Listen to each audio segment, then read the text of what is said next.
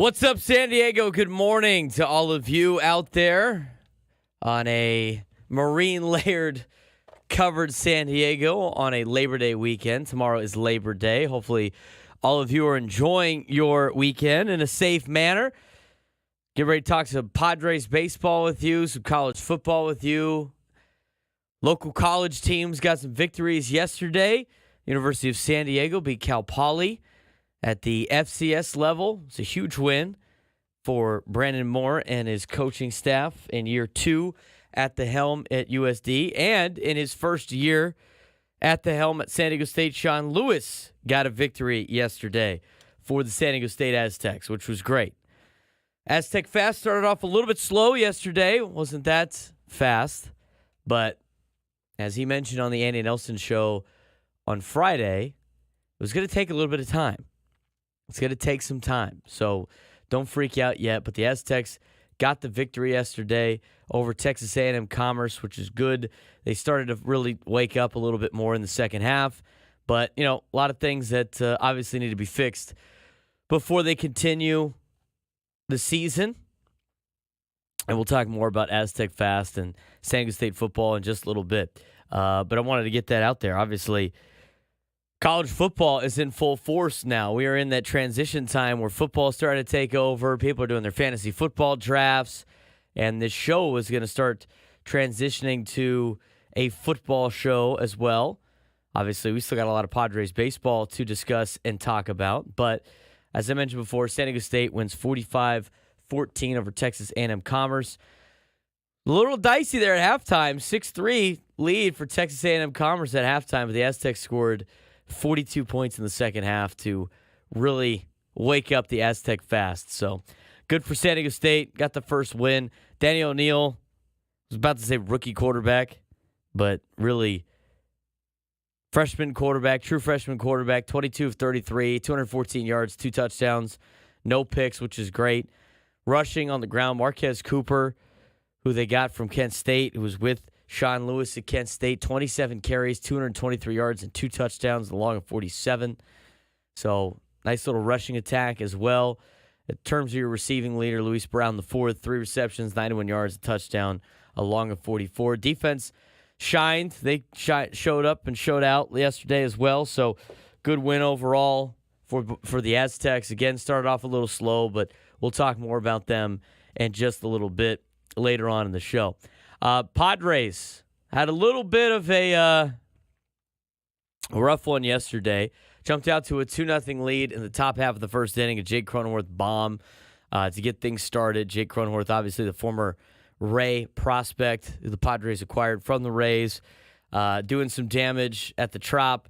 But then it was the Rays all over Randy Vasquez yesterday. Randy Vasquez, 4 1/3, 9 earned runs, 11 hits, 4 walks, and 3 punch-outs.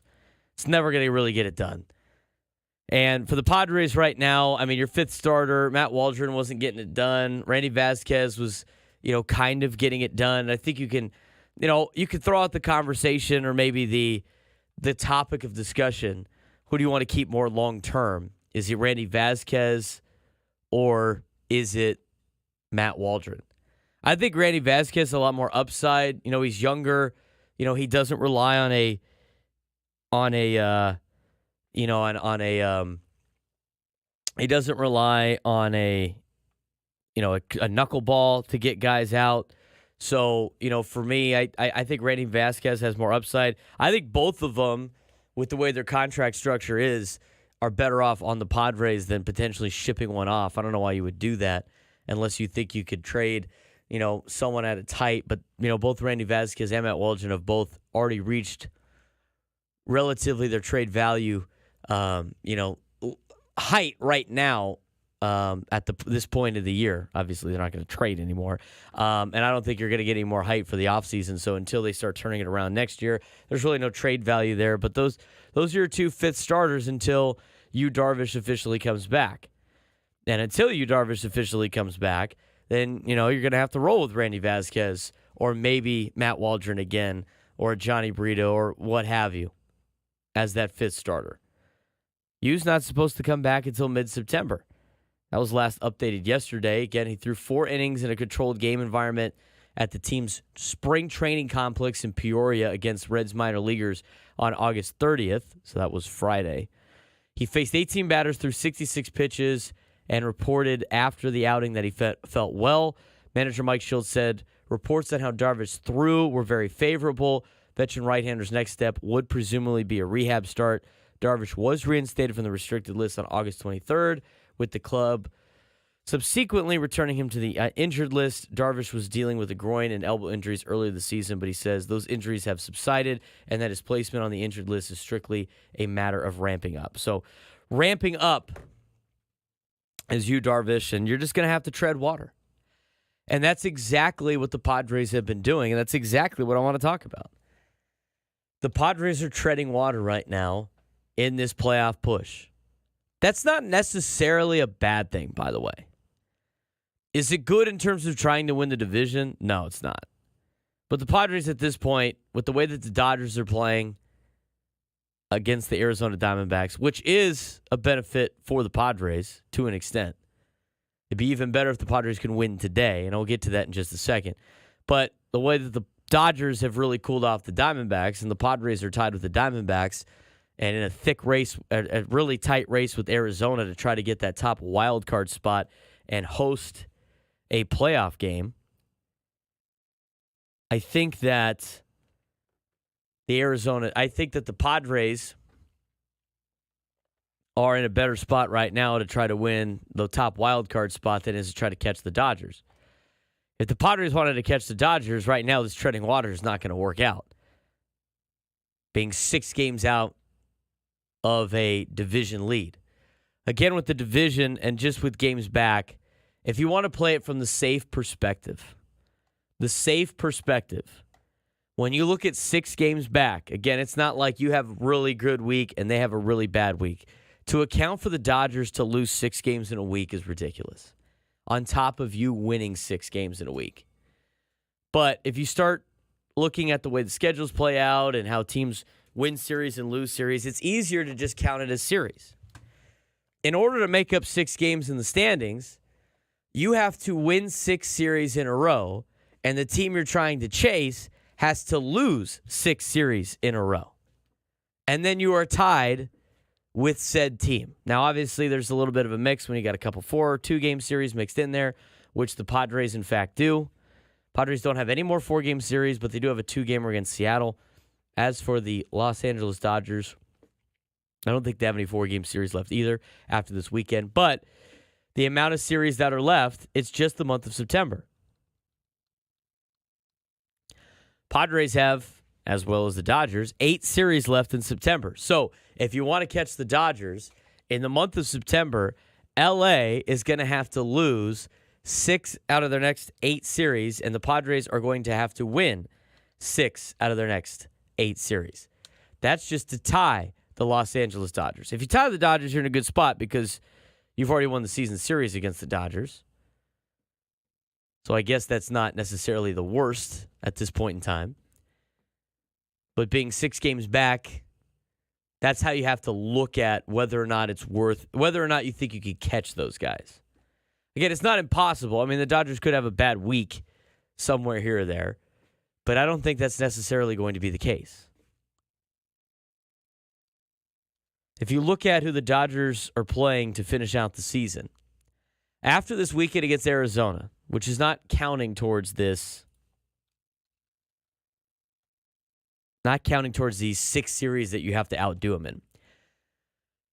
Padres have a 2-game series against Seattle later on in the season, okay, in the middle of September.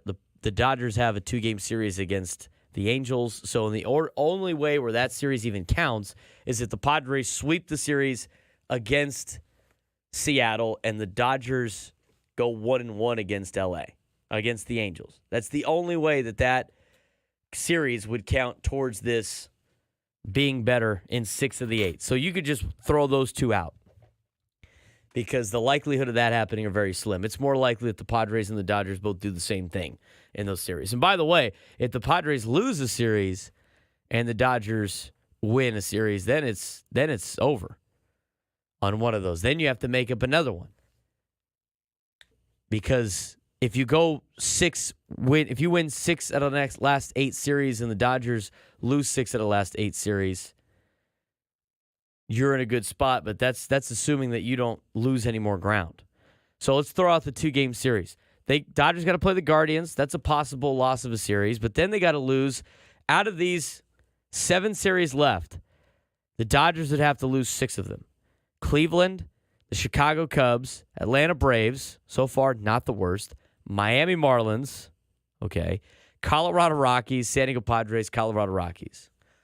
All in the meantime, the Padres have to take 2 out of 3 from Detroit, 2 out of 3 from San Francisco, 2 out of 3 from San Francisco again, 2 out of 3 from Houston, 2 out of 3 from the White Sox, and then 2 out of 3 from the Dodgers or Arizona.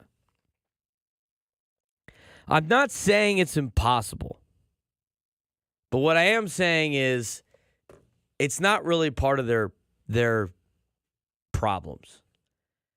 It was about a week ago. It's not anymore. Because the 6 games are I want to say out of reach. I mean, we'll see what happens the next 2 days. If the Padres can beat Tampa and then beat Detroit tomorrow at home for a day game, a late afternoon game on Labor Day, coming from the East Coast, that's a rough one. And the Dodgers lose the Diamondbacks the next 2 days, and it's 4 games, and then you only have to make up 4 series. So it's not impossible, but it shouldn't be the mindset, especially the way the Padres are treading water. And when I talk about treading water, that's kind of what they're doing. I mean, they're 5-5 in their last 10. It's a tough stretch for the Padres. We talked about this before. We've talked about this ad nauseum. These 18 games in 18 days. These 26 games in 27 days for the San Diego Padres. In the middle of the dog days of summer, in some pretty hot environments. Now, in Tampa Bay, they got the dome. All right, they're playing at the Trop, so it's not as bad. But that doesn't mean it's nice and cool. But they had to go to St. Louis. That was hot. I mean, it's been hot at Petco Park. It's been hot here in San Diego. Not necessarily when they've been out of town, but it has been hot.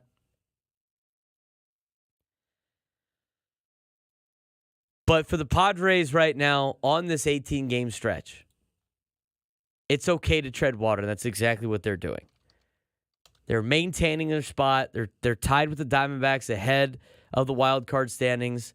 Their lead over the Braves has shrinked a little bit, but that's okay because you just try to keep them far away from you as you can. They're 4 games in front of New York. Chicago's starting to catch up now. They're only 4 games back of the final wild card spot. San Francisco and St. Louis are hanging on for dear life. They're in an okay spot. They're not playing the best of baseball. They're not playing the worst of baseball. It's kind of been a little 50-50 here and there. But it's okay for the Padres to tread water. Today, though, they could really use a win against Tampa Bay. The 10:40 first pitch in Tampa. So we'll see what the Padres got in store today. It's Dylan Cease on the hill. I keep thinking it, and I keep going it over. They're in a good spot right now, just treading water. No need to panic about the way that they've played. And we knew that they weren't going to play at this clip for a long period of time. And they were red hot for a while. And that's where winning teams separate themselves from losing teams. That's how you get yourself into the playoffs. It's by going on streaks like the Padres have gone on and then playing 500 ball the rest of the way. Right now, the Dodgers are on a little bit of a heater. The Diamondbacks have cooled off. They've lost 3 in a row. So if the Padres could get a victory today, whatever happens in the LA-Arizona game is a plus. Do a little scoreboard watching, and we're in the thick of it now. It's September. Padres have 24 games left in the season. And of those 24 games, including today, 23 of those games are against teams with a winning record. 22 since Tampa Bay is now under 500 by 1 game. That's a pretty difficult schedule for the month of September. It's going to get you ready for the postseason, but Padres need a day off, and Tuesday cannot come soon enough for the Pods. They've played pretty good ball in these 18 games in 18 days. I mean, they're around 500, maybe just a little bit over 500. It's the same thing in their 26 and 27. That's a tough stretch that the Padres have done a lot of damage in, so it's okay that they're treading water. Where does everything stand? We'll talk about that when we come back. Padres in the hunt for October, plus some other things I want to get to on the show. How the MLB trade deadline really shaped up the playoff race. We're going to get into some college football as well, as they started last week and then again continued this week at a big day in college football yesterday. Break down more of the Aztec game. Plus, it's never too early to look at the MLB free agent preview. And there's a lot of news and notes out there about what the free agent market will look like, even though we're in a pennant race, thinking about what's this team's going to look like in the near future, whether or not we could keep some of these players on this team in a long core. We'll talk all about that coming up next and more. Plus your phone calls, 833-288-0973, 833-288-0973. This is the Braden Surprenant Show, live and local each and every Sunday morning on San Diego's #1 sports station, 97.3 The Fan.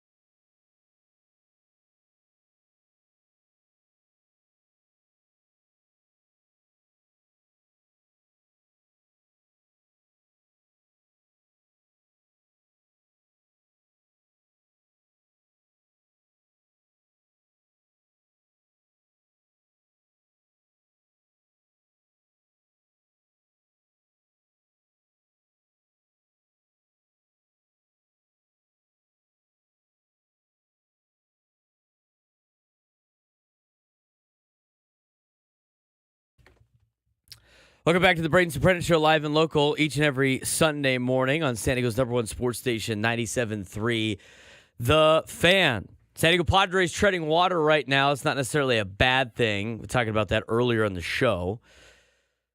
They're in a good spot. If we take a look at the hunt for October, this is how everything's going to play out. And I almost just want to start making my September predictions, if you will. Here in the month of September, as we get to the hunt for October, everybody's down to about 26 games left, 25. Some teams got some makeup games. San Diego Padres sits 6 games behind the Dodgers in the National League West, tied with the Arizona Diamondbacks in the standings, as both of those teams lead the wild card. Arizona currently has a better winning percentage by hundredths of a point. So they are in the top wild card spot. Padres still get to play Arizona 3 times. Final 3 games of the regular season. That most likely will be for that top wild card spot. Or if things go poorly for both teams, maybe the final spot in the playoffs. That's going to be a huge series in Arizona to finish the season, because the tiebreaker is not decided yet. The Padres have to win 2 out of 3 to win the tiebreaker over Arizona. If Arizona takes 2 out of 3, they win the tiebreaker over San Diego, because they're both 5-5 against each other this season. But as of right now, Arizona is the top wild card spot at 76 and 60, if I'm not mistaken. San Diego 77 and 61. Atlanta 74 and 62, 2 games behind both San Diego and Arizona. The New York Mets are 2 games behind Atlanta, still trying to hang on. They're 72 and 64. Chicago has been on a resurgence here as of late, as they're now 4 games back out of a wild card spot. They're 70 and 66, playing good baseball. San Francisco and St. Louis still hanging on at 500. They're 6 games back out of a wild card. In terms of how everybody's schedules lay out for the month of September, Atlanta's got 26 games left. The Mets have 26 games left. Padres with 24. Arizona with 26. San Francisco with 25. St. Louis 25. Chicago 26. Out of all of those teams that are battling for wild card spots and seeding in wild cards, the San Diego Padres play the second most games against teams above 500. The Padres have 23 of their final 24 games against teams that are at least 500 or better. The only team that has more are the San Francisco Giants. They play 24 games against teams above 500, with 1 game left against Miami today. And then it's 3 against Arizona, 3 against San Diego, 3 against Milwaukee, 3 against San Diego again, 3 at Baltimore, at KC, 3 at Arizona, and 3 against St. Louis. You might as well scratch the Giants off right now. And if they make it through that and get in the playoffs, watch out. I wouldn't want to play them very much. San Diego's final 24 games. 1 today against Tampa. Then they got 3 against Detroit. And by the way, it's a winning record now. And they're playing good baseball. 3 against San Francisco. 2 at Seattle, who is hanging on for dear life in the wild card in the AL West. 3 against San Francisco. 3 against Houston. 3 against the White Sox. Thanks. And then 6 games. 3 against LA and LA. And 3 against Arizona and Arizona. That is a tough schedule. That is a tough schedule the Padres have to navigate. So they're not through the woods yet, especially with their lead on Atlanta only being 2 games now, and with their lead over the New York Mets only being 4 games in, and, by the way, not having the season tiebreaker against the New York Metropolitans. Those are 2 teams that they might have to worry about. The team that I think might sneak into the playoffs, and I might even call it, but the 2 teams that the Padres and Arizona should probably worry about just based on their schedule. The Atlanta Braves have a pretty favorable schedule, but also the Chicago Cubs. Let's talk about the Braves first.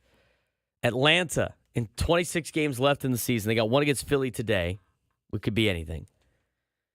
3 against Colorado, 3 against Toronto. When the Padres played Toronto, it's a lot different than when the Padres were playing Toronto, than when the Atlanta Braves were playing Toronto. 2 against Washington, 4 against the Dodgers, which is not bad, right? I mean, they do have to play the Dodgers 4 times at home. Maybe they could get the Dodgers for the Padres. A little bit of help there. 3 against Cincinnati, or really 4 games out against Cincinnati because they do have to make up a game. 3 at Miami, and then they finish the season with the Mets and the Kansas City Royals. 9 games against teams above 500, 18 games against teams below 500. Let's look at the Cubs. Cubs have a game against Washington today, 3 against Pittsburgh, who is struggling. 6 games in a row against the Dodgers and the Yankees. If the Cubs could tread water there, they're going to be in a good spot because after that, it's Colorado, Oakland, Washington, 3 more games against Philly, and then Cincinnati. 9 games against teams above 500, 15 games against teams below 500. San Francisco seems like they're in a bad spot. St. Louis has to deal with the Yankees one more time today. Then they got 6 games against Milwaukee and Seattle, followed by some games against Cincinnati, Toronto, and Pittsburgh. They'll play Cleveland 3 more times, 3 at Colorado, and then 3 against San Francisco. Not the hardest schedule, not the easiest schedule for St. Louis. Arizona's got some tough teams on their schedule as well. 2 more games against LA today and tomorrow. 6 against San Francisco and Houston. 2 against Texas. 3 against Milwaukee. 3 against Colorado. 4 against Milwaukee. 3 against San Francisco. And 3 against San Diego. So Arizona and San Diego have 2 of the hardest remaining schedules at the 2 top spots in the wild card. Chicago and Atlanta and New York, who are on the outside looking in, most notably New York and Chicago, have pretty favorable schedules, although the New York Mets' final 3 series of the year, their last 9 games, they're in the playoffs already. Philly, Atlanta, and Milwaukee to finish the season. So I'm not necessarily worried about the New York Mets right now with the way that they're playing ball and the way that their schedule plays out. But Atlanta and Chicago might be on the door, knocking at the door to try to make the NL wild card. We'll see how it plays out. But the Padres, as I said, they're still in a good spot, treading water. They really need to refresh on their off day and get ready for this final push to finish the season with San Francisco, Seattle, San Francisco, Houston, Chicago White Sox, the Dodgers, and Arizona. That's it. 24 games left for the Padres to try to find their spot in the playoffs. And I think they're going to make the playoffs. But we'll see. We'll see how they finish this last stretch. We're in the home stretch of the Padres season. I want to get to your phone calls, 833-288-0973, 833-288-0973. Talk a little bit more about this Padres ball club, plus how the deadline did for winners and losers of the deadline 1 month later, and how it's shaping the National League wildcard race and the pennant race in the National League and the American League when we come back on the Braden Surprenant Show, San Diego's #1 sports station, 97.3 The Fan.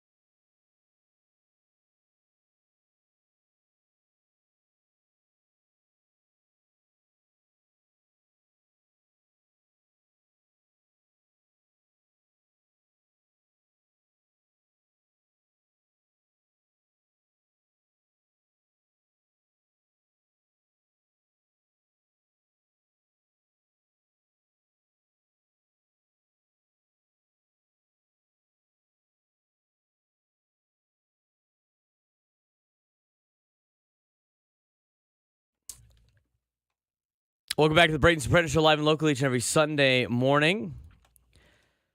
Talking Padres baseball. We'll get your comments in the YouTube chat. A lot of you guys are starting to wake up now a little bit. Good. Alec Hartman, Astros, Dodgers, Diamondbacks are the only real winning teams we have left. The 500 teams might not have winning records when we play them. Still a tough schedule, but not as bad as Braden's saying it is. It is tough because those guys are battling for spots. It's not who you play, it's when you play them. I mean, you're just assuming that they're going to be under 500 when you play them.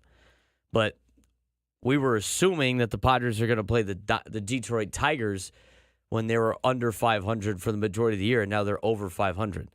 And they're playing really good baseball. If you look at the Detroit Tigers, in their last 10, they're 7-3. And now 69-68 on the year. I mean, they're playing good ball. The Tigers are playing good ball. And after the Detroit Tigers, the Padres play the Giants. The Giants are playing for their lives. I mean, we saw the Mets play for their lives here last week. They did. And they did pretty well.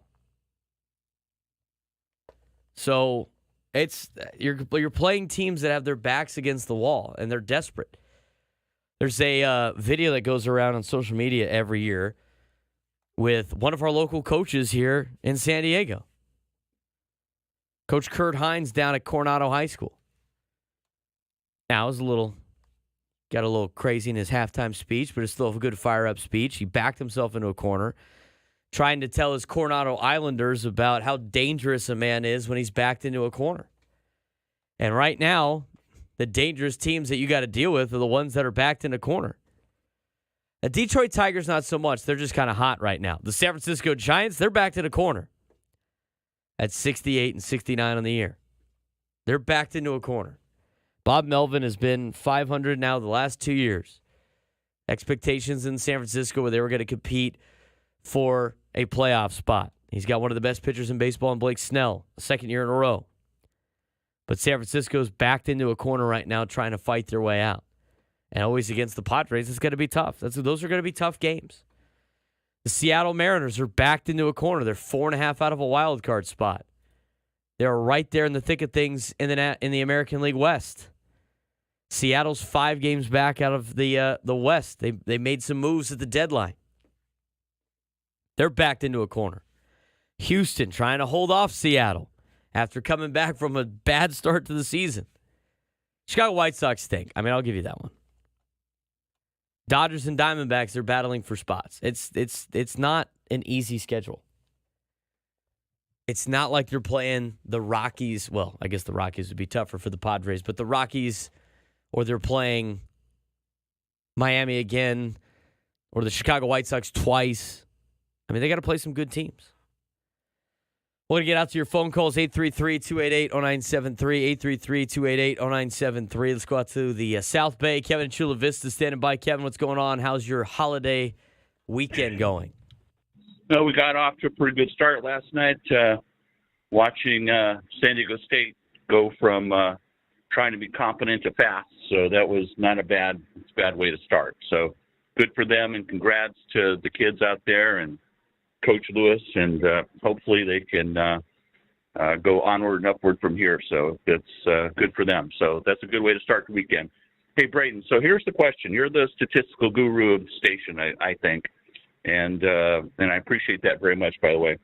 So we've not done, I don't think, and you correct me if I'm wrong, I don't think we've done a dive into side-by-side comparisons about the starting pitchers that the Padres would face in the playoffs potentially. So going through, pick your top 3 Padre pitchers that are active right now. I'm not going to put Darvish in there because he's not back yet. We don't know. But take your active starting top 3s of the Padres and do a statistical dive comparing how they stack up against the Dodgers, the Diamondbacks, projecting in the West, and then Milwaukee in the Central, most likely, and then you've got Philly, Atlanta, and possibly the Mets. So how does the top 3 San Diego starters measure up against the top 3 actives of those teams? I like the way the Padres rotation stacks up against a lot of the teams in the division. I mean, if you look at the Dodgers rotation, that is probably one of the most beat up Dodgers rotations they have ever had. I mean, they are in a spot where, in reality, they're not at full strength with their starting rotation. They're getting Kershaw coming back a little bit, and the Dodgers they're always just going to be good. But I would take the Padres pitching staff over the Dodgers pitching staff, and the Diamondbacks too. I mean, the Diamondbacks have had some good starting pitching, but not great starting pitching. I'll take a deeper dive at it, but I like the way the Padres pitching stacks up from a starter perspective. I'll take it as much. I'll take the Padres starting rotation over a lot of starting rotations in Major League Baseball, but I'll definitely take the bullpen, and that's what's going to really shut teams down in the postseason is that Padres bullpen, and they're going through a little bit right now just in the regular season, but this Padres roster is built for playoff mode. They just got to get to the playoffs first, and once they get in there, they match up and have a team that is built for a playoff run. Yeah, and take a look at the East when you get a chance, because I think that's where the problem is. I think, my concern is they don't particularly play well against the Phillies. They had, at least this last time go around, they had a hard time with the Mets. I don't know, if King is, because we've never tested him before, and they've never tested before.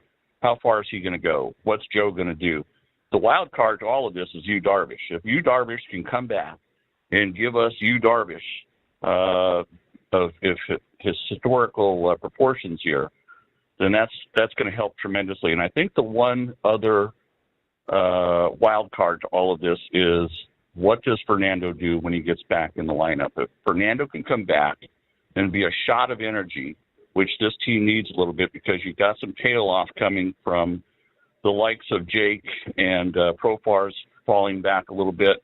They need a little energy. And I think if Fernando can come back and put a jolt of energy in during the September-October run, then that's all good. So it's going to be a hell of a finish, no question about it. So let's keep an eye on those rotations, because that's, I think, going to be a key to a lot of this.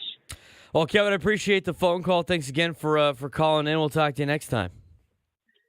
Best to you, and good luck to your guys up at Cathedral, too. So keep an eye on them. So fingers crossed for you, Bubba. Well, I appreciate that, Kevin.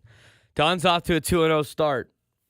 And we're going to talk more high school football on these radio airwaves. And we got a show announcement coming up at about 15 minutes about a new show that's going to be debuting tomorrow night. We're going to talk a lot of football on the airwaves here on 97.3 The Fan with yours truly. We'll talk about that in just a little bit.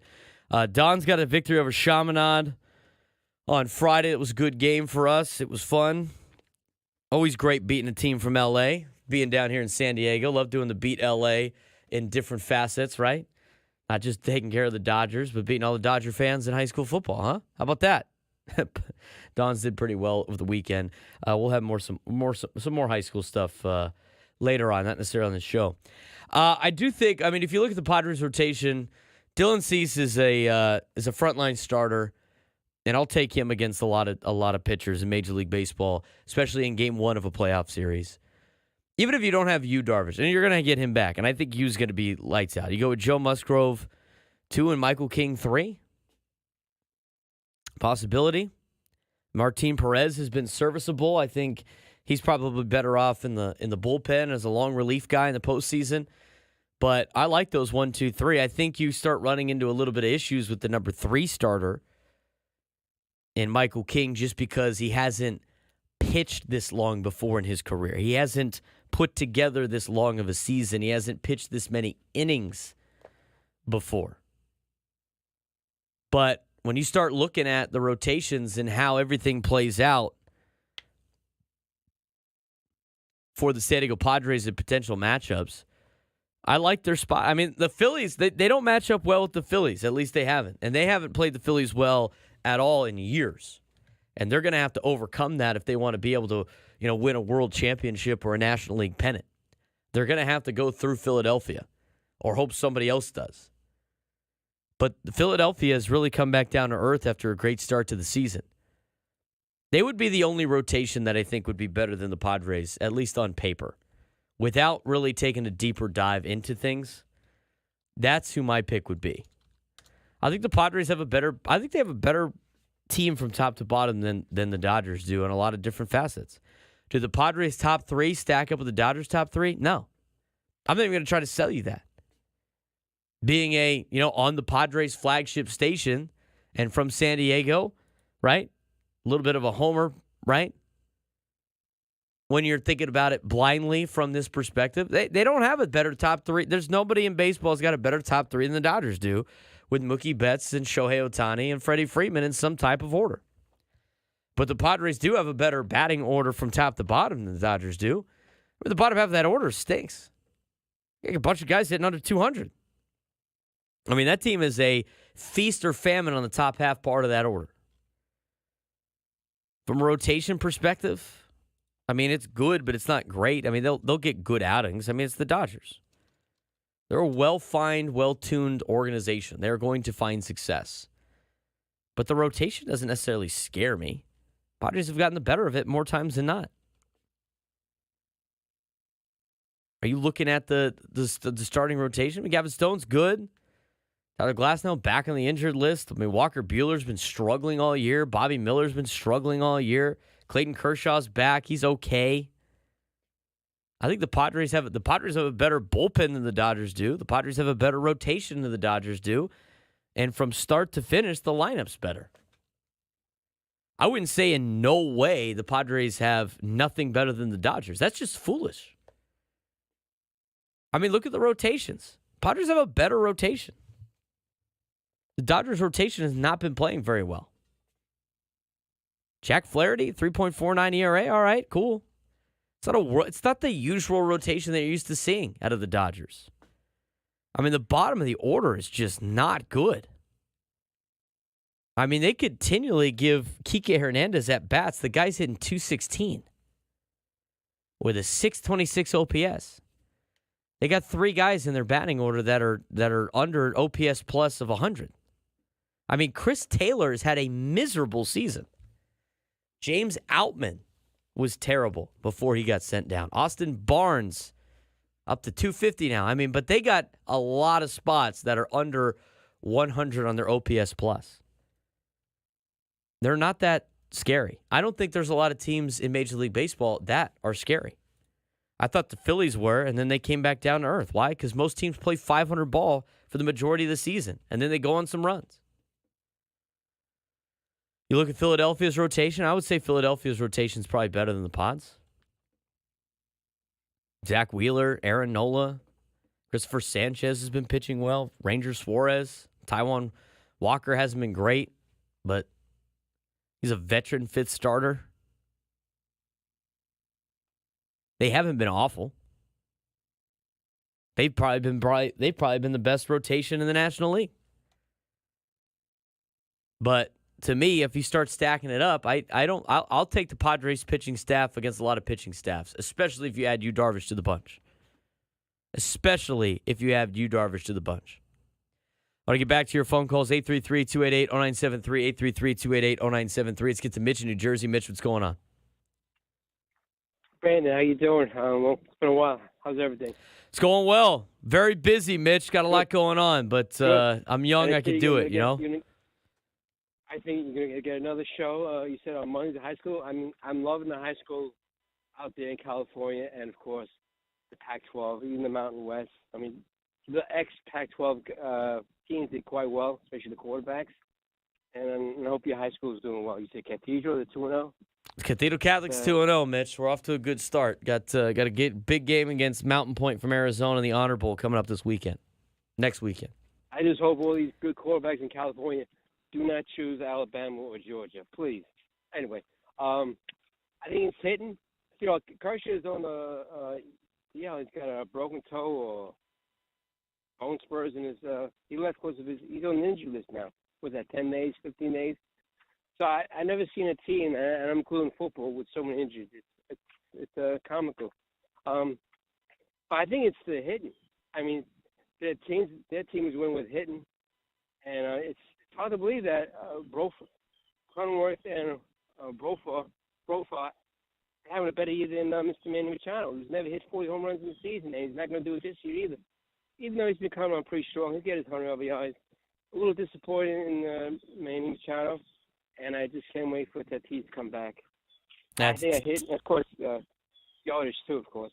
But I think Hitton's going to win. Hitton's going to win everything. Thank you for letting me talk, and of course, I don't give you a chance, but what else is new? All right, you have a good holiday. Enjoy the rest of your holiday weekend. All right, Mitch, appreciate the phone call. I'm not disappointed in Manny Machado. He's done well. He's got exactly what you expect him to do. He's getting close to that record, too, of, tying and breaking Nate Colbert for most home runs in Padres history. That's insane that has taken that long. I mean, I'm not surprised. I mean, the Padres, for a long time have been a team that has had a brand new team almost every year. I mean, when I was growing up as a Padres fan, watching, from the late 90s through the 2000s, I mean, they had a brand new team almost every single year. And now they don't. I mean, it's so great to be a Padres fan now as a kid growing up, knowing that you got the same guys over and over and over again coming up and being on the team every year and not having to figure out who your favorite player is every year. I mean, it would have to change all the time. It came to a point for me, I just kept saying Tony Gwynn. And I only got to see him for the tail end of his career. It would be like my all-time favorite player, Tony Gwynn. Who's your favorite player now? I don't know. We got like 15 different guys every year. Just as a kid. Profar's playing well, as Mitch said. I mean, Manny Machado is, he's at 274 with a 790 OPS. He's doing fine. He's over on OPS. His OPS plus is over 100. He's got 23 home runs. He was never a big home run hitter. He was a gap-to-gap hitter, line drive hitter. When Machado and Bogarts hit home runs, it's because they scorched the ball. They're not necessarily power hitters. They're great. They're good all-around hitter. Machado's a good all-around hitter. I mean, you're not going to expect him to hit 40 home runs in a season. If he could get 30 for most of the time during this contract, you're in a good spot. 23 right now is solid. It's solid. You don't really need anything more out of that. You don't need anything more than the 30 home runs that he's getting potentially this season.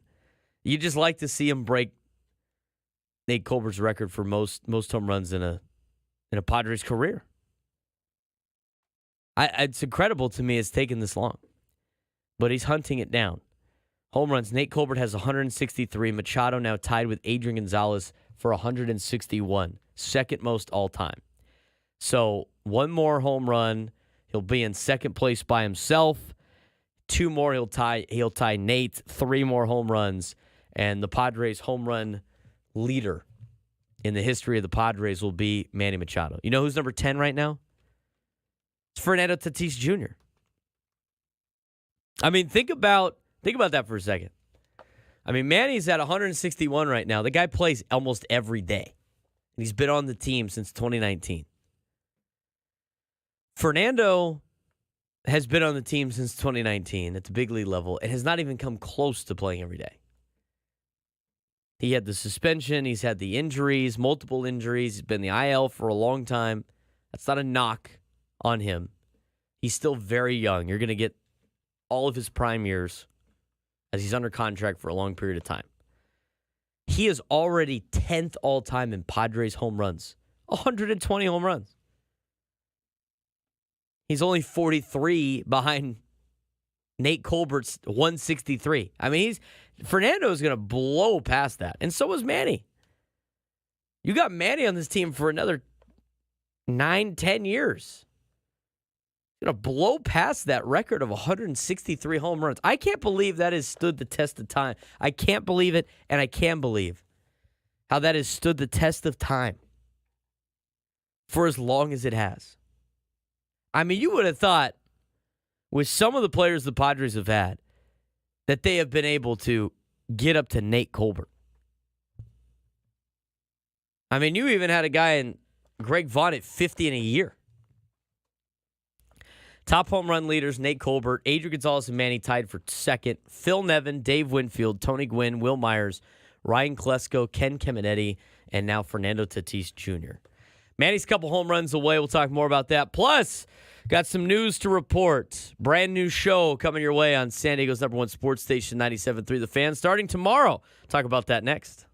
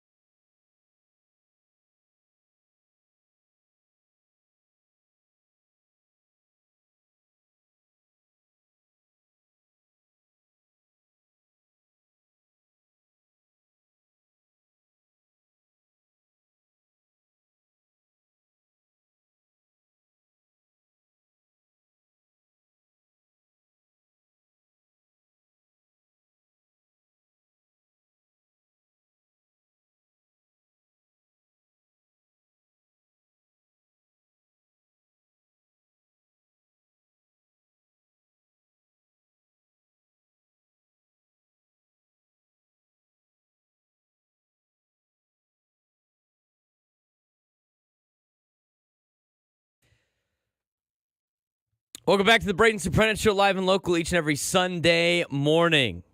Got some good news to report on. Some breaking news, if you will. We are excited to announce our new weekly high school football show with myself, Braden Surprenant, America's finest football show. It will be on from every Monday from 10 to midnight beginning tomorrow. Be fun to talk some high school football with all of you guys out there in San Diego. Got a lot to report on when it comes to high school football. A little bit late, try to get everything going, obviously, to get things going for the season. We're now 2 weeks into the high school football season, but starting tomorrow at 10 o'clock at night, on Mondays, we will have the America's Finest Football Show for America's Finest City. So great time to talk high school football with you. We're going to mix in some other stuff as well. We're going to mix in, some. We're going to mix in some college football. We'll talk some NFL as well, and get you dialed in football here in town. So what's going to happen is we're going to talk high school football each and every Monday on the airwaves, on right here on 97.3 The Fan, from 10 to noon. Or sorry, no, 10 to midnight. 10 to midnight, 10 to midnight, 10 to midnight.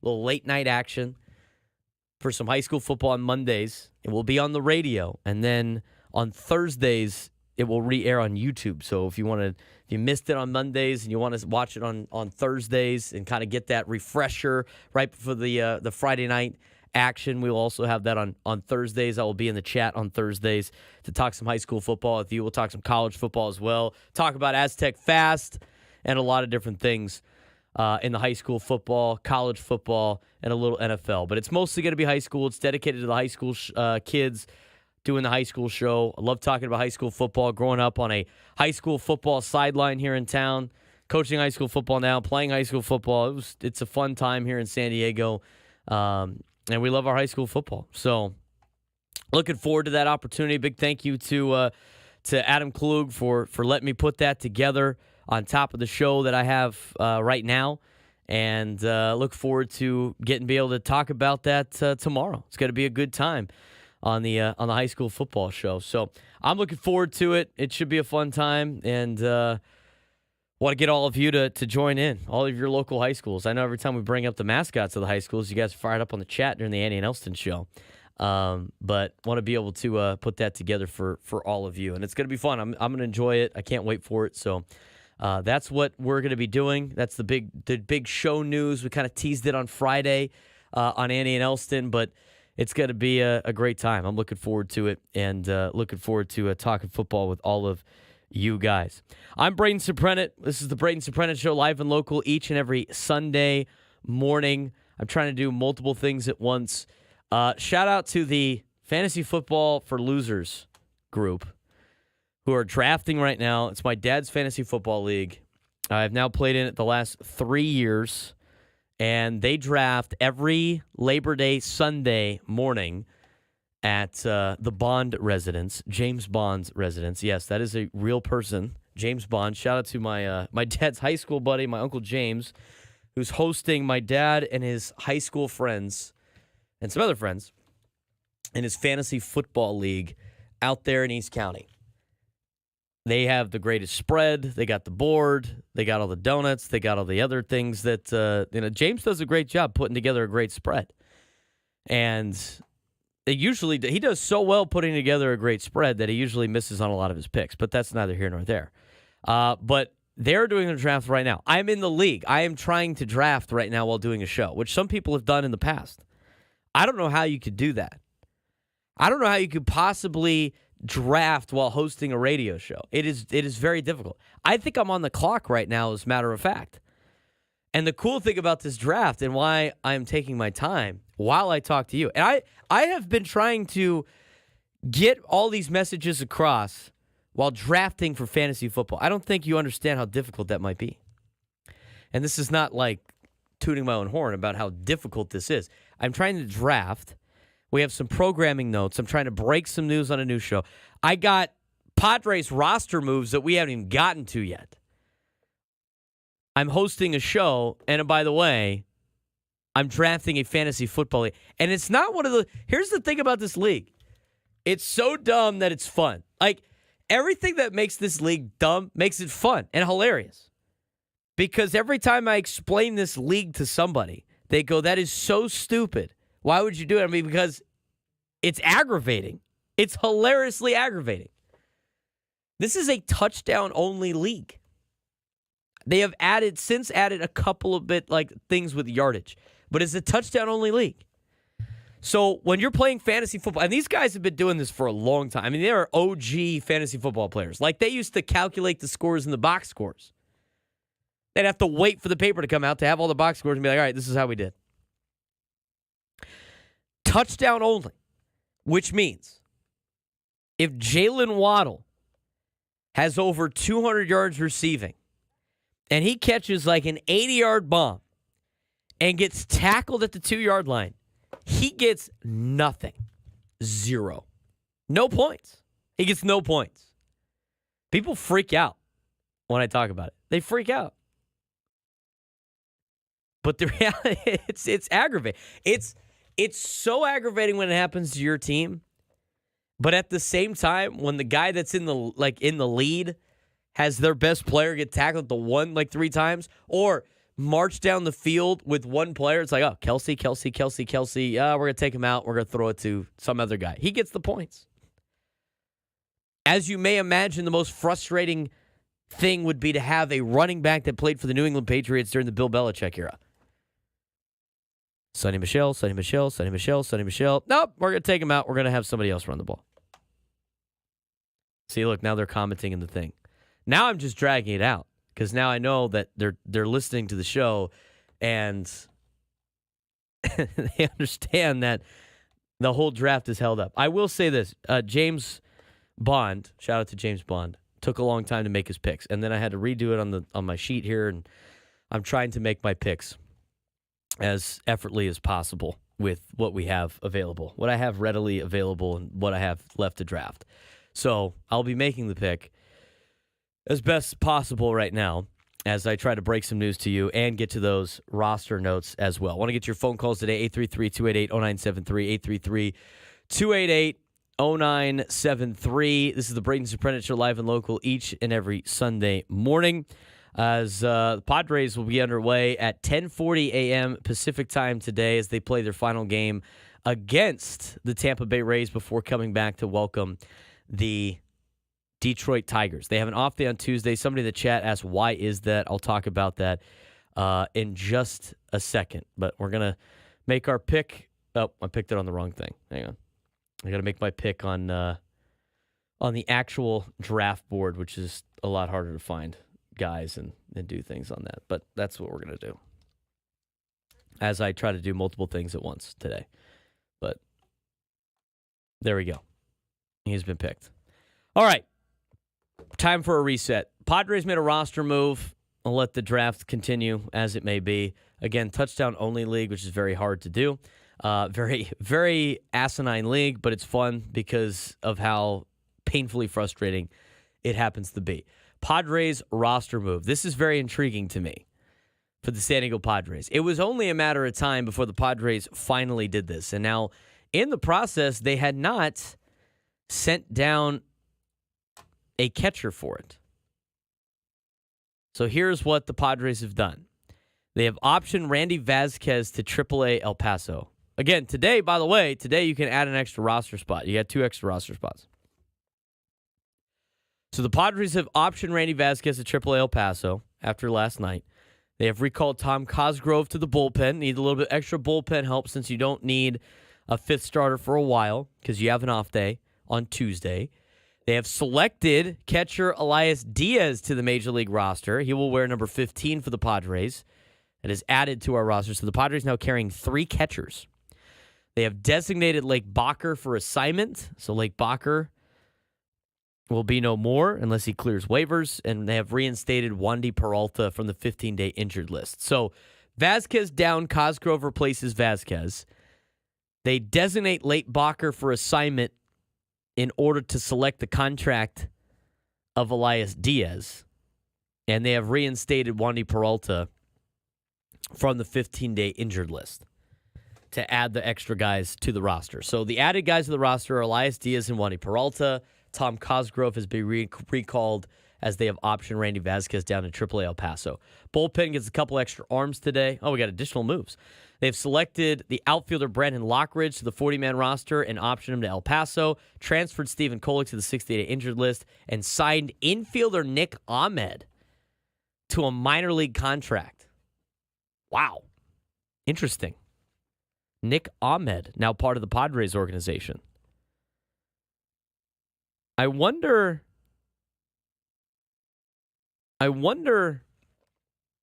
if the Nick Ahmed signing is an insurance policy on Hassan Kane. I doubt it, but it's an interesting sign for the Padres with Nick Ahmed.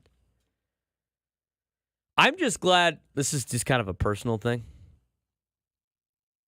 I used to walk around like you go down to Little Italy, and I love Little Italy. I'm Sicilian. I love my Italian heritage. Obviously, my both sides of my family, on the grandparents' side, my grandmothers both lived in Little Italy with all the Italians when they were all fishermen down there. And so we love going down to Little Italy. It's a little bit different now than it was in the past before I was born. But in Little Italy, they have all the famous banners of the Italians. And they had, they got a local radio person. I don't know why I'm not on there. I think I should be on. I need a petition to be on there. I don't think I'm enough of a celebrity. But I'd love to be on there one day. That's the goal, to be famous enough to be on the Little Italy banner down in Little Italy to represent the Italians and the famous Italians. But anyway, on that sheet, for one period of time, I think it's when they play stickball down there, they put all the Italian baseball players on the banners. And when Anthony Rizzo was on the team, it made sense because he was on the Padres. But then it was here's all the Italian players just in Major League Baseball down here in Little Italy. And I was like, okay, all right. And I remember Nick Ahmed was on there for a while. I'm like, why is the Diamondback? Why is Nick Ahmed down here? And it's finally come full circle. But Nick Ahmed is now a member of the Padres organization. It's on a minor league contract. We'll see how long that lasts. I mean, it sounds like they would be bringing him up very quickly, just like they did with Elias Diaz. Interesting move nonetheless for the San Diego Padres with the Nick Ahmed sign. That was part 2 of these roster moves. Part 1, again, option Randy Vasquez to AAA El Paso, recalled Tom Cosgrove from AAA El Paso, selected Elias Diaz to a Major League roster, designated Lake Bacher for assignment, reinstated Wandy Peralta from the 15-day injured list. In addition, they added Brandon Lockridge to the 40-man roster and have added him to have optioned him to El Paso. They have transferred Stephen Kolek to the 60-day injured list and have signed Nick Ahmed to a minor league contract. Interesting to say the least. So bullpen upgrade, and then now the Padres are carrying 3 catchers. So we'll see if the Padres will put a lineup out, and they did. They put a lineup out an hour ago. Diaz is not in the lineup, as they made the roster move after they put the lineup out. Arise, Profar, Cronenworth, Machado, Bogarts, Merrill, Peralta, Campusano, and Mason McCoy. Starting lineup for the Padres. I don't mind the 3 catchers. I like Elias Diaz a lot. I mean, we talked about him on the show this week. And the thing is Kyle Higashioka's played out of his mind. He's been great.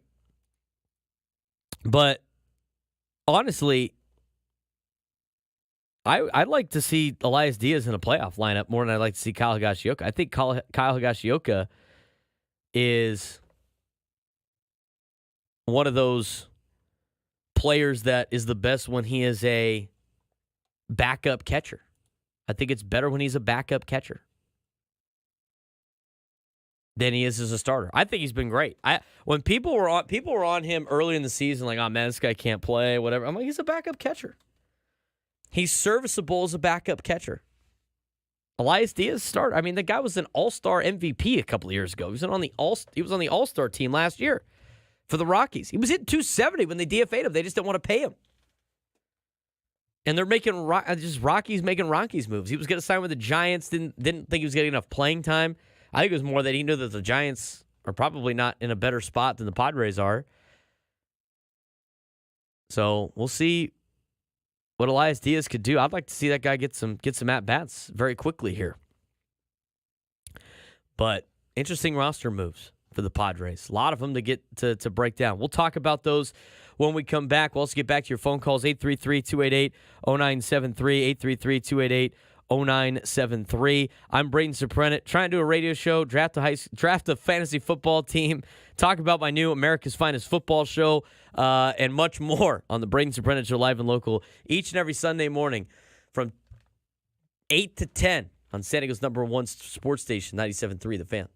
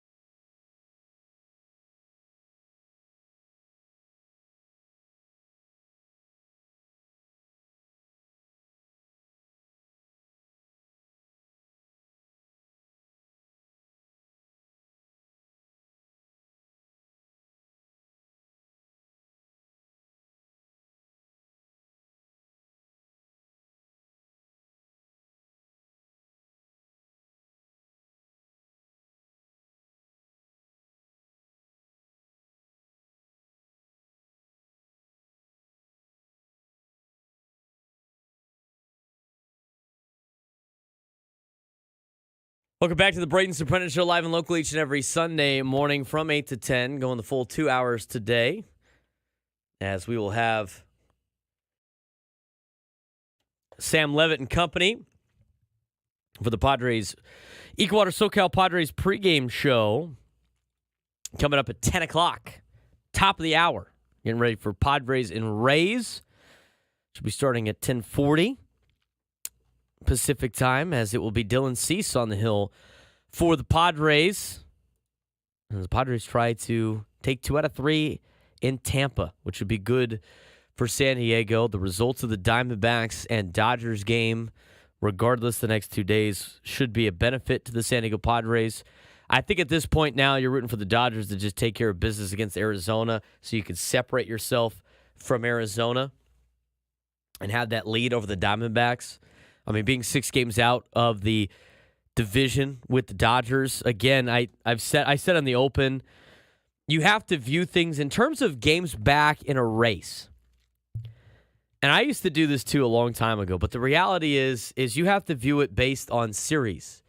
Because in baseball, everything's based on series, right? And you're thinking about taking 2 out of 3, and you're hoping the team that you need to chase loses 2 out of 3.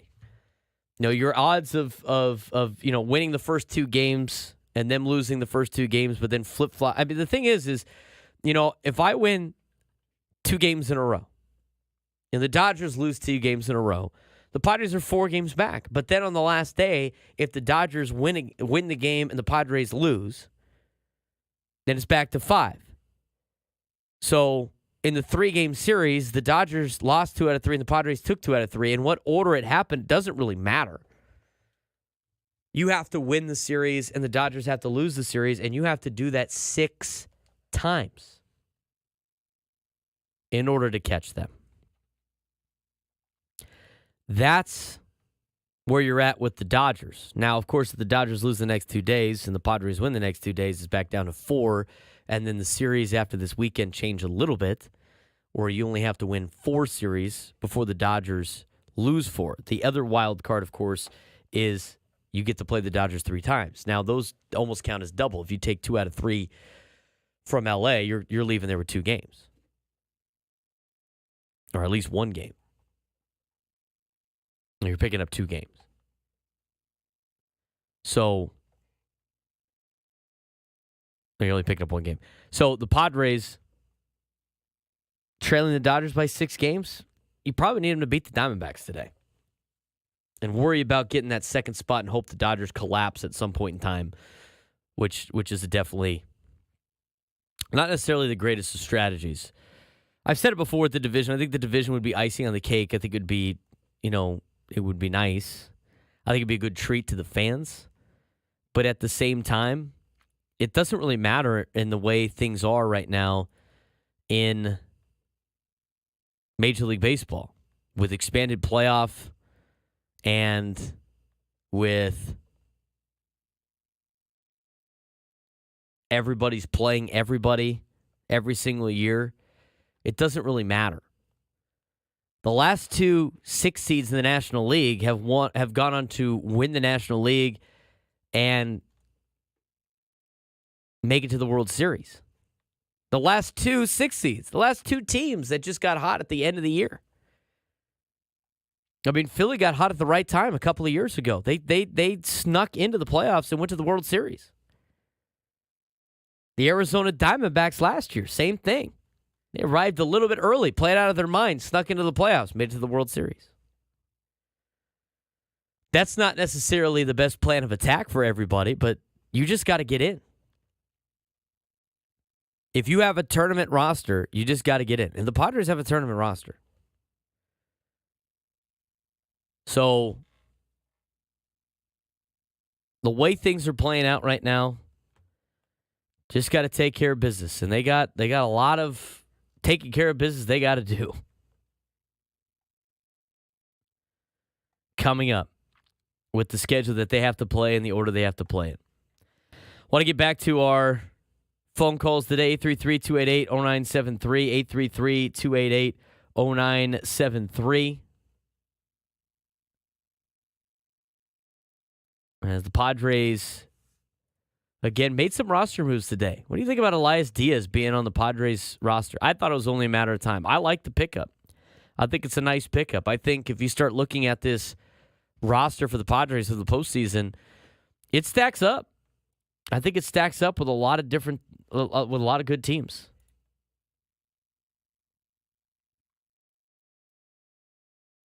No, it's the Padres pregame show, Rod. Easy, buddy. Rod's losing his mind in the chat. But if you look at the Padres playoff roster, I mean, you think about it from a perspective of, just from top to bottom.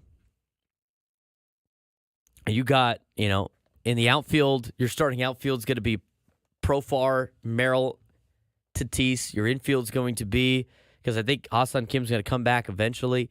You got Kim and Bogarts up the middle. You got Cronenworth, Machado at the corners. You got a Rise as a designated hitter. Behind the dish, you now have probably Elias Diaz. Do you want to carry an extra catcher? It's Campusano and Higgy on the bench with Peralta and Solano.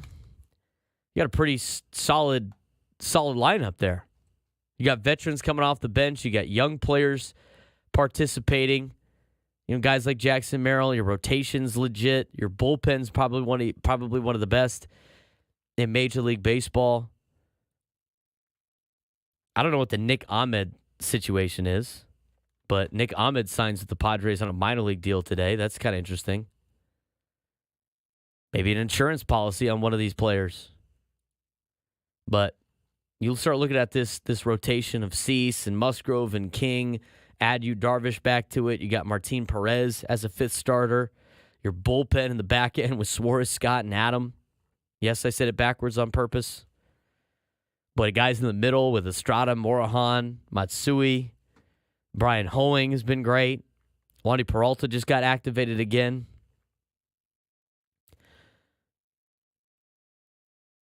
Tyler Wade's been great all year. Whether or not he's even on the team at this point coming forward.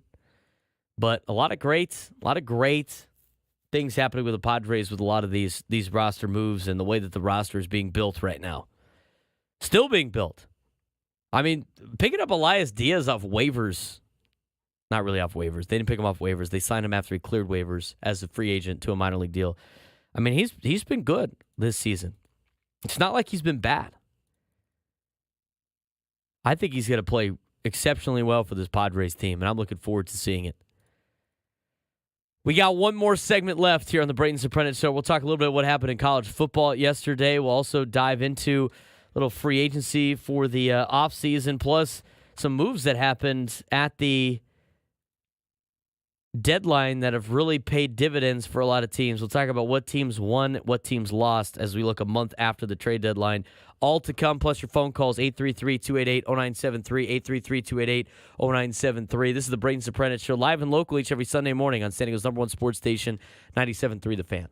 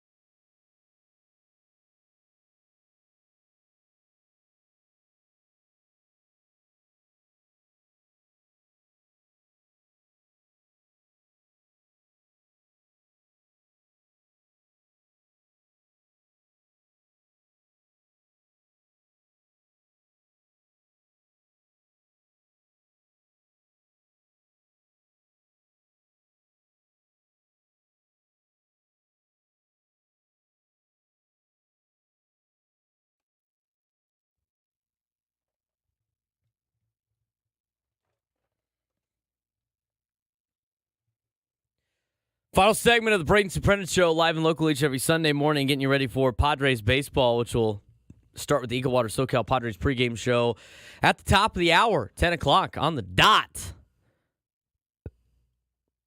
I'm Braden Surprenant. Got some news to report earlier in the show. We'll be doing a high school football show on Monday nights. It will air usually after Monday Night Football, but it will be from 10 to midnight each and every Monday night.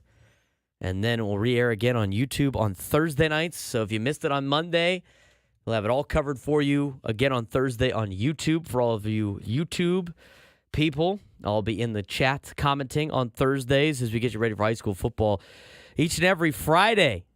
We are now through 2 weeks of the high school football season. A lot of teams starting to separate themselves. Again, we got a new playoff seeding system. We'll talk about that on the first show tomorrow. We will talk about the new top 10. I'll give you my vote each and every week that I do vote in the Union Tribune.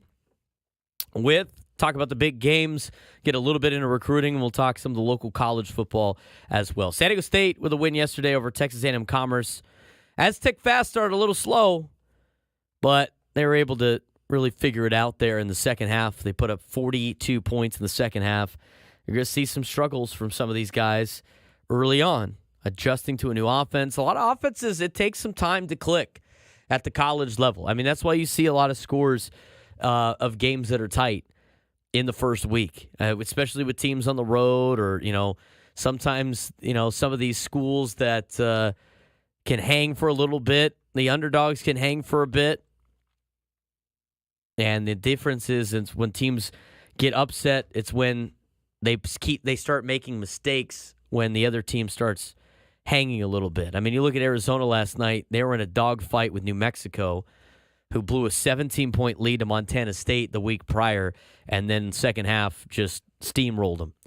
And the difference, again, is them being tied at 28 midway through the second quarter, or tied at 24 in the second quarter, and starting to get nervous a little bit. When you panic and you flinch, that's when those big teams lose, and those big teams that have major lines in their favor end up losing. So some teams avoided disaster yesterday. Oregon beat Idaho 24-14. That was a close one. Idaho gave Oregon everything they could handle. Hawaii gave UCLA a run for their money last night. I mean, Abilene Christian almost beat Texas Tech in game one and almost had some crazy upsets in the first weekend of college football. College football continues today, 4:30, where USC will take on LSU from Allegiant Stadium in Las Vegas, Nevada. Try to get some more football talk in, but we want to get to your phone calls again. 833-288-0973, 833-288-0973. High school football show starts tomorrow. America's finest football show with Braden Surprenant. Mondays from 10 to midnight. Let's get out to Brandon, El Cajon. Brandon, what's going on? Hey, good morning. Good morning. Good to hear your show on again. Best show on your station. I appreciate that. Yeah, I had to take a little time off. It's hard to work every single day, Brandon, when we're doing the pre- and post-game show, but back and at it, and shouldn't have too many misses from here on out. Yeah. Hey, it's been I've really enjoyed this run they went on. It looks to me like if they can get on another run, they can go. I think when they're playing 500 ball, it's not as optimistic. Yeah, it's not, but at the same time, I mean, most teams play at a 500 clip. I mean, that's just how most major league teams play at throughout the season. They go on runs, and I think, right now, and I'm not a big, I don't like to give too much leeway on they have to play 18 games in 18 days. They're paid professionals, all right? They know how to do it. It's tough. Nobody said it was easy, but they're treading water through this tough stretch. It is a tough stretch, and I'm going to give them the benefit of the doubt for the 26 games in 27 days and the 18 games in 18 days. But, after this day off on Tuesday, they should be ready to make their final push. Yeah, they got to get on another run in order to hit the playoffs on a run like that. That's what it's going to take. 100%. What else you got for me? I think the best thing that's happened to the team this year is Jackson Merrill. I really think he's the best player on the team. That's just been great to see. One thing I really have wanted to say a couple times when I called you is, when I'm watching and listening to the games, I really think all the announcers, please stop calling Fernando Toddy. It sounds so pathetic. Tatis is a great player, but you can't really even depend on him. And they call him Toddy with such reverence that it's really weak. Well, I mean, you don't like the fact they're calling him by the nickname, or the fact that they talk about him in a high way?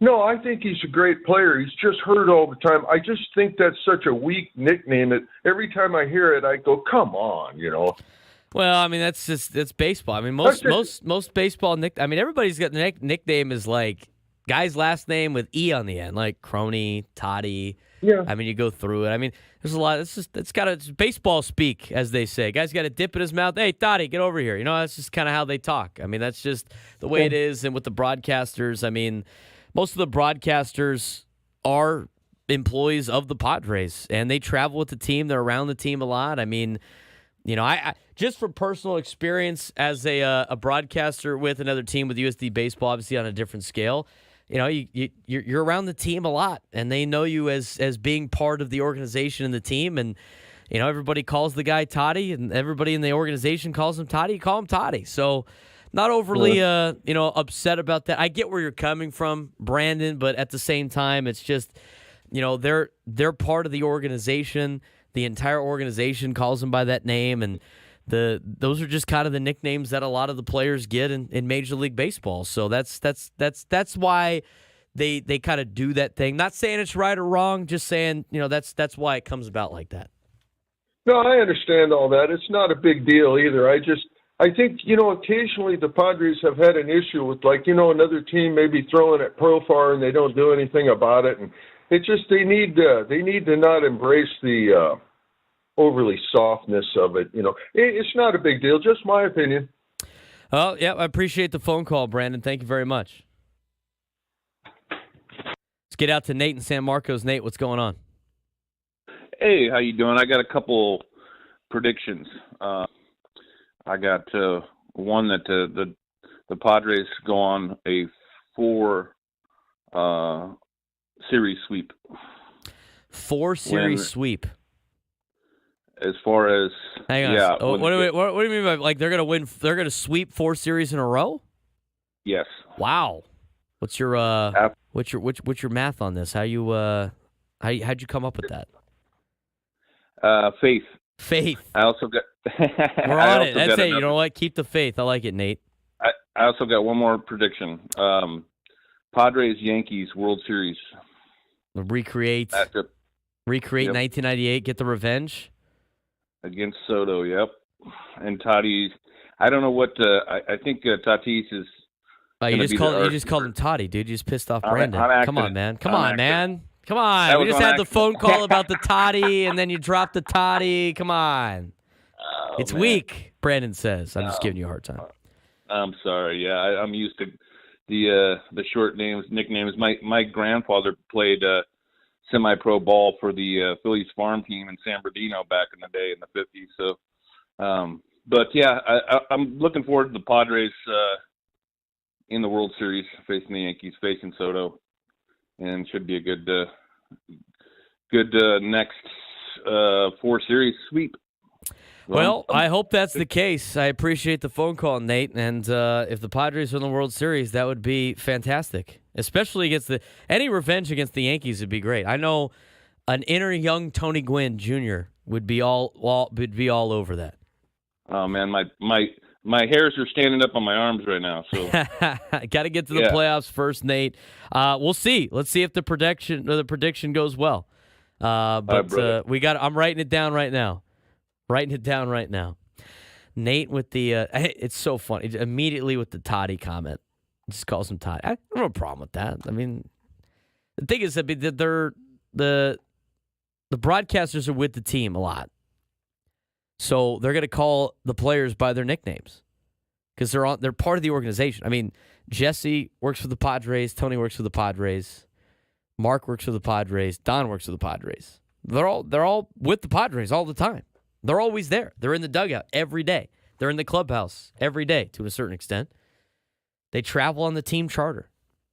That's what the team calls him. They call him Toddy. What's that? What is it from Coming to America? His mom calls him Cassius. I'm going to call him Cassius. The Padres call him Toddy. I'm calling him Toddy. I don't necessarily do that. We'll call him Tatis.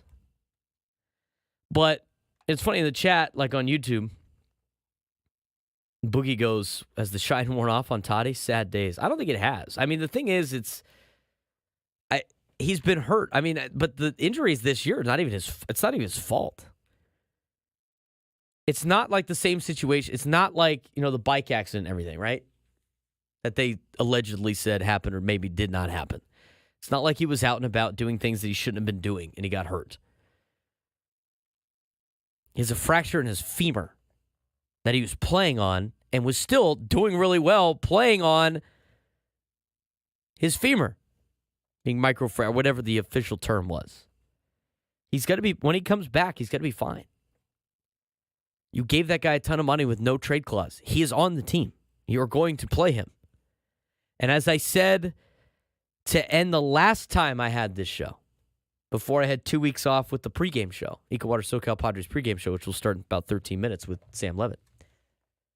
Who would you rather have in right field? Fernando Tatis Jr. or Bryce Johnson? Seriously. I mean, do I even have to ask the question? And that has nothing to do with Bryce Johnson. But who would you rather have? I would rather have Fernando Tatis Jr. in right field than most players in Major League Baseball. And that's not even a question. It's not even a question.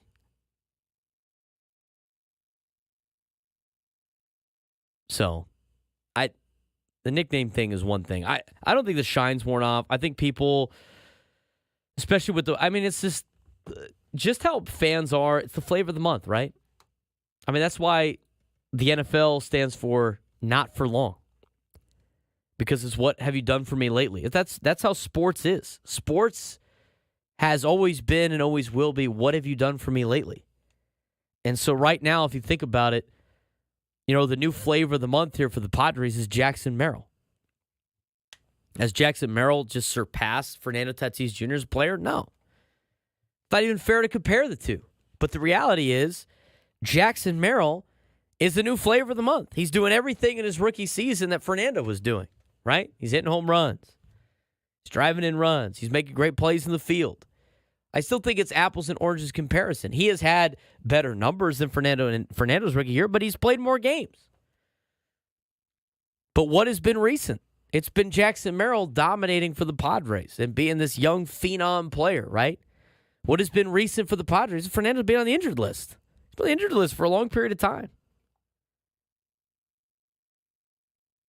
But I don't think a lot of people, and somebody in the chat's like, whoever wants Fernando off this team needs to turn in their gear. I don't think anybody wants him off the team. I feel like some people just want to take a shot for no reason.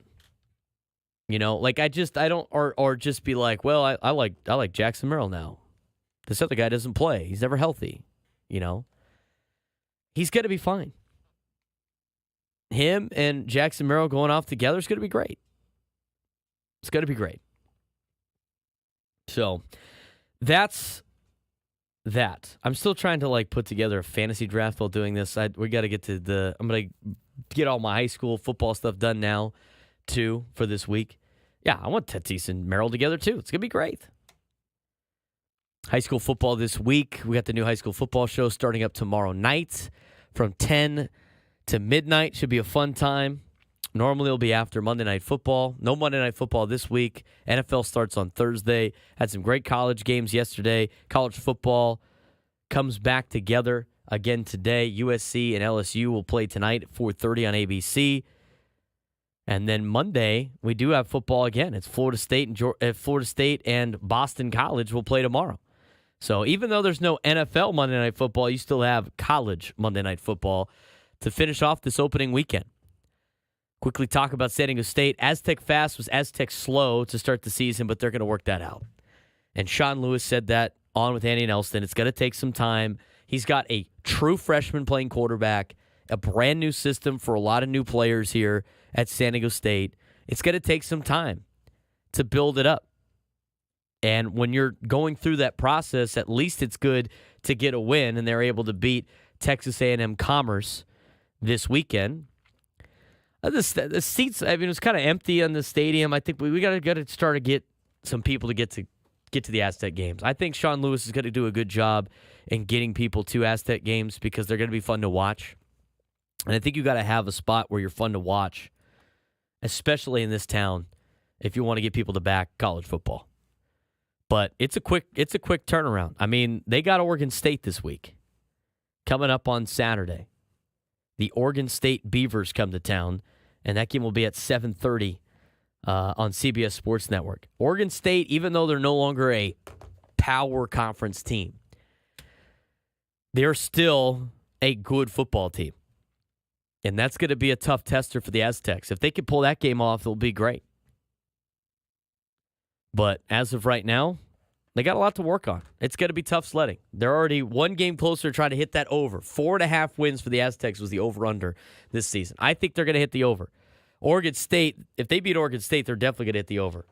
And they got Cal, Central Michigan, and then they start conference play with a conference, non-conference game against Washington State mixed in. Liked what I saw out of the Aztecs for the second half. Did not like what I saw out of Aztecs in the first half. But again, they'll figure it out. They'll work it through, and we'll see what we got with that. Padres baseball is coming up in just a matter of moments as we get you ready for the Ecowater SoCal Padres pregame show with Sam Levitt. A lot of roster moves today for the Padres that we discussed. Sam will have all the reports on that. I know a lot of people are asking about injury reports on Fernando Tatis Jr. and Hassan Kim and Yu Darvish. I'm sure he will have that with the injury report on the show. And Padres got a big game today. Even though they're in a good spot, they got a big game today. It'd be nice to. You can't lose any ground to the Diamondbacks if they're able to beat the Dodgers. Just continue to win and go on the stretch. I know they've been playing. They got 2 games left of these 18 games in 18 days, and then they finally get a break. And to answer somebody's question that asked it earlier, why the Padres have Tuesday off? They can't play any more games in a row. They can't do it. It's against the rules. So they had to give them a day off. So that's why you get a Labor Day game tomorrow at 3:40 and then Tuesday off and then resuming the series Wednesday, Thursday. So that's the reason for the day off. They need that day off in a bad way.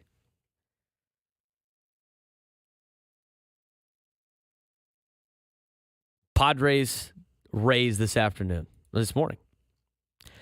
Couple things at stake, obviously. We got the playoff picture with the Padres. Just kind of go over it one more time before we sign off today. Didn't get to the trade deadline winners and losers from a month evaluating later, or the MLB free agency preview. We're going to try to talk about that on the show this week with Andy Nelson. Padres, as it stands right now, 6 games out of the National League West leaderboard. Tied with Arizona. Diamondbacks got the Dodgers today in L.A.